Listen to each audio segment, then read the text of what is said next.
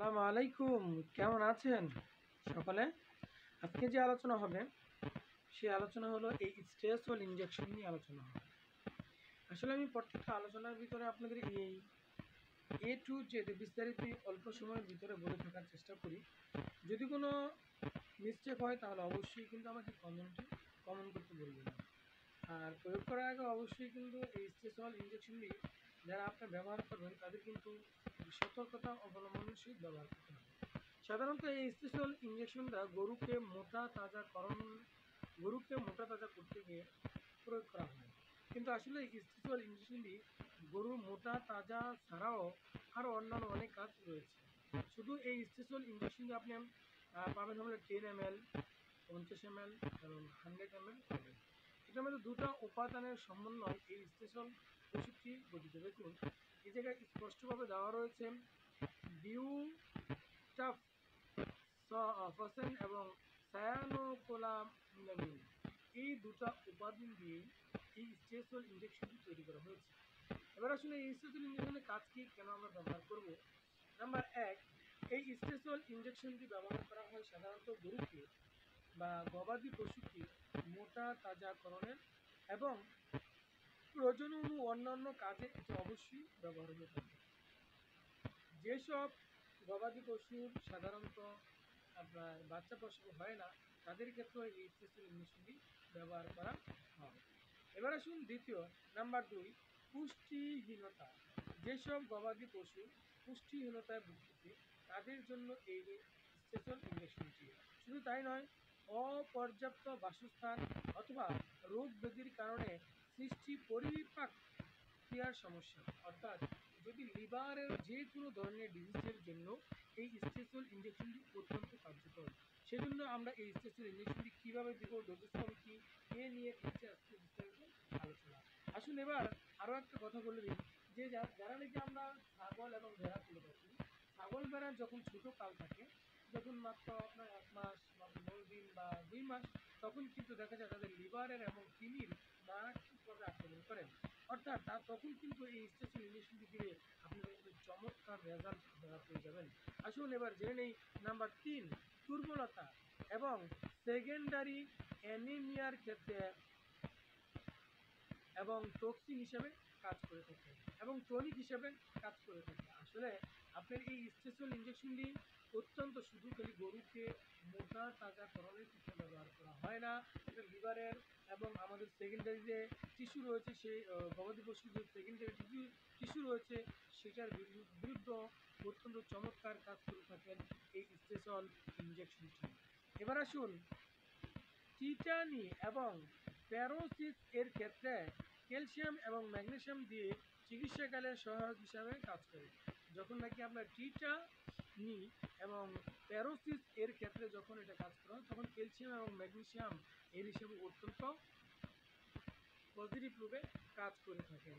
এবার আসুন জীবনের প্রারম্ভে, অর্থাৎ ওই যে আমি আগেই বলেছিলাম যে যখন নাকি আপনার গবাদি পশুর 1 মাস বয়স বা 15 দিন বয়স বা 2 মাস বয়স, তখন জীবনের প্রারম্ভে রোগ ভোগের কারণে অপ্রাপ্ত প্রাণীতে গঠনগত ও পুষ্টিজনিত সমস্যার ক্ষেত্রে এই স্পেশাল ইনজেকশনটি কাজ করে থাকে। বন্ধাত্মা ও প্রসব পরবর্তী রোগ ব্যতীত প্রতিরোধ এবং ইনফেকশনজনিত সমস্যার চিকিৎসার সহায়ক হিসাবে এই স্ট্রেসফুল ইনজেকশনটি ব্যবহার করা হয়। সুতরাং আজকে আমরা জানলাম এই স্ট্রেসফুল ইনজেকশনের 6টি কার্যকারী ক্ষমতা। শুধু এই 6টি নয়, আরও অসংখ্য এই কার্যকারী ক্ষমতা রয়েছে এই স্ট্রেসফুল ইনজেকশনের। আমি যদি আজকে এই আলোচনা করতে চাই তাহলে ইনজেকশনটি আলোচনাটি অনেক লং হয়ে যাবে। এবার আসুন ডোজেস ফর্ম নিয়ে। আসলে ছোট প্রাণী থেকে শুরু করি।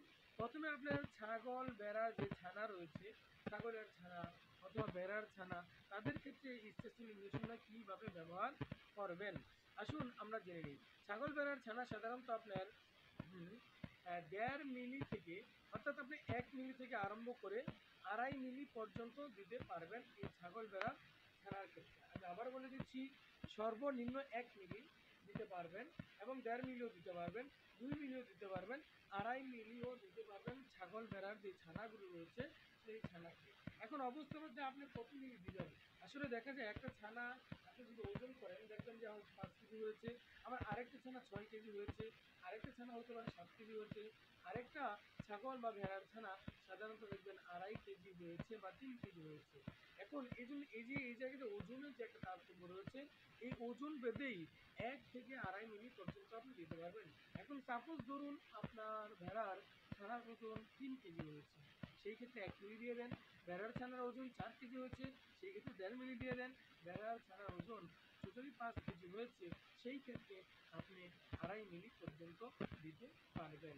ইনশাআল্লাহ এটা দিলে কোনো প্রবলেম হবে না। এখন কথা হলো আপনি যে এই ডোজটা দিবেন এটা কতদিন পর্যন্ত দিবেন? এটার কোনো নির্দিষ্ট কাল নেই। আপনি যতদিন পর্যন্ত মনে করবেন যে না এটা ফিল আপ হয়েছে, সেক্ষেত্রে একদিন অন্তর অন্তর দিতে পারেন বা প্রতিদিনও দিতে পারবেন কোনো প্রয়োজন হলে।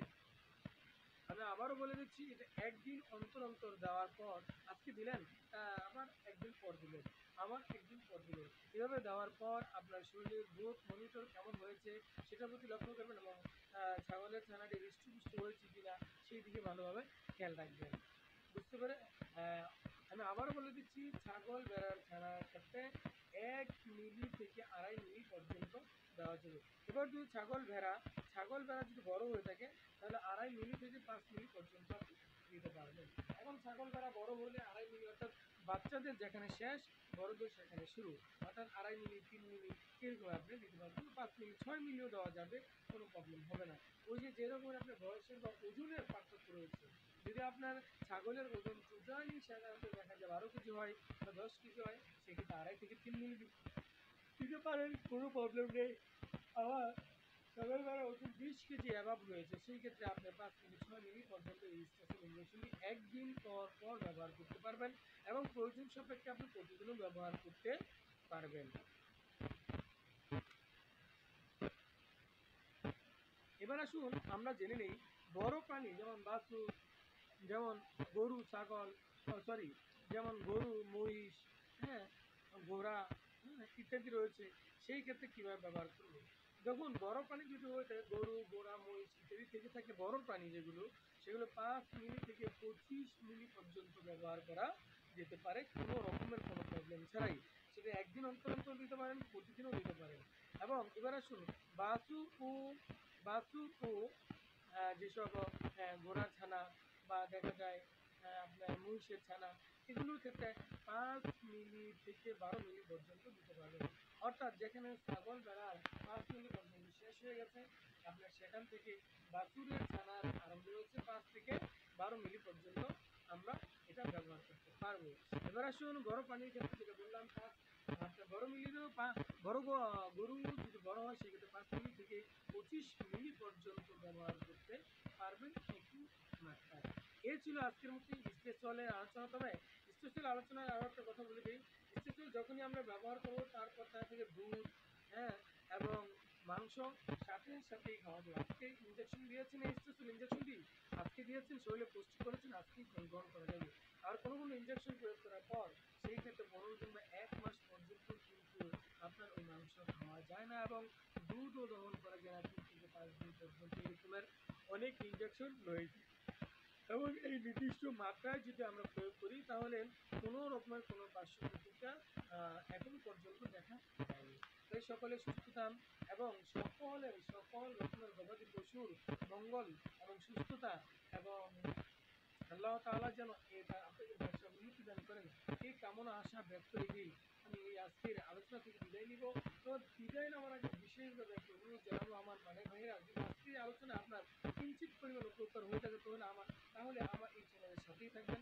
আর সাথে থাকলে অবশ্যই কিন্তু সাবস্ক্রাইব বাটনে ক্লিক করতে হয় এবং পাশে থাকা অল বাটনে ক্লিক করে দিতে হয়। আসলে সাবস্ক্রাইব করলে আপনার টাকা পয়সা বা কোনো কিছু লাগবে না, কিন্তু পরবর্তীতে যখন আমি এরকমের একটি ইনফরমেটিভ ভিডিও আমি আপনাদের জন্য আপলোড করে দিব, সেটা কিন্তু আপনাদের কাছে পৌঁছে যাবে। আর পৌঁছে যাওয়ার সাথে সাথে আপনারা ইচ্ছে করে দেখে নিতে পারবেন, আর সময় না থাকলে এড়িয়ে যেতে পারবেন, কোনো প্রবলেম নেই। সেজন্য বলবো অবশ্যই আমার এই চ্যানেলটি সাবস্ক্রাইব করবেন এবং আপনার যদি নিজে উপকৃত হতেন এবং আপনার বাসার ভাই যারা রয়েছে এবং বাসার যারা খামারি ভাই রয়েছে তাদের জন্য এটা আপনারা তাদের সাথে শেয়ার করে দিবেন। সকলের সকল ধরনের মঙ্গল কামনা করে বিদায় নিচ্ছি আজকের এই আলোচনা থেকে। তো বিদায় নেওয়ার আগে আবারও বলে দিচ্ছি, এই স্টেসল ইঞ্জেকশনটি ব্যবহার করার পর যদি আপনারা উপকৃত হয়ে থাকেন তাহলে অবশ্যই আমাকে কমেন্টে জানাবেন। আর ব্যবহার করার পর যদি কোনো রকম প্রবলেম ফেস করে থাকেন সেটাও আমাকে জানাবেন, যেন আমি সকলের কাছে এটা আবার পৌঁছে দিতে পারি।